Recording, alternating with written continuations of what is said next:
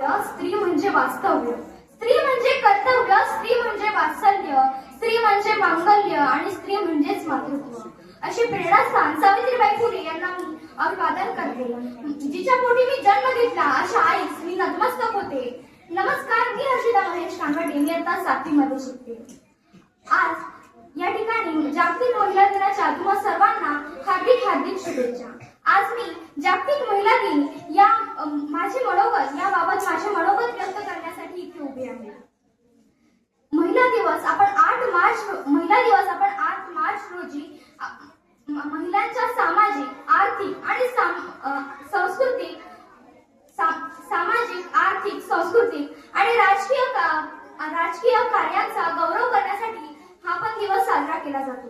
तर आंतरराष्ट्रीय महिला दिवस आपण त्याचा साजरा करण्यामागचा इतिहास काय आणि तो आपण का साजरा केला जातो, तर न्यूयॉर्क मधील वस्त्रोद्योग कारखान्यातील काही महिलांनी कामाचा कमी तास, कामाचा कमी पगार आणि मतदानाचा अधिकार या मागण्याचा आंदोलन केले होते आणि या संघर्षाची आठवण म्हणून हा दिवस आपण साजरा केला जातो. 1910 मध्ये जर्मन मधील क्लार्क झेटकिन यांनी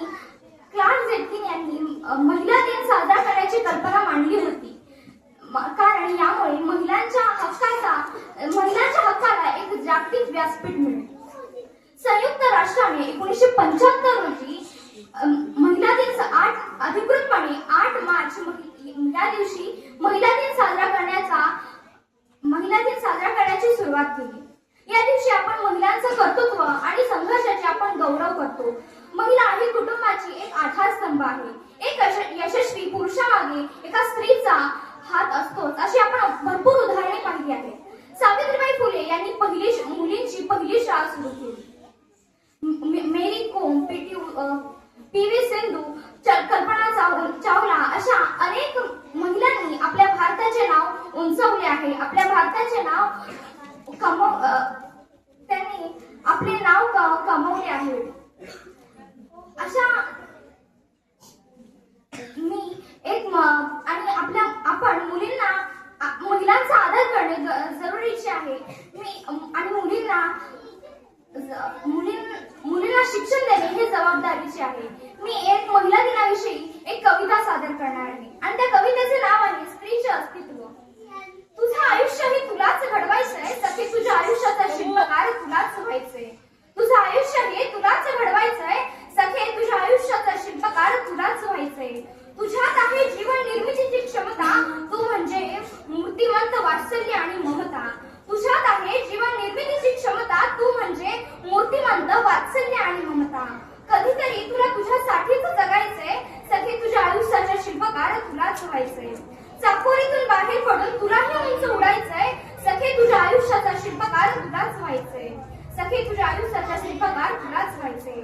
लिहू शकतेस बरंच काही जरी कमी शिकलीस, मोठ्या कष्टानं उभ्या कुटुंबाची धुरा तू राखलीस.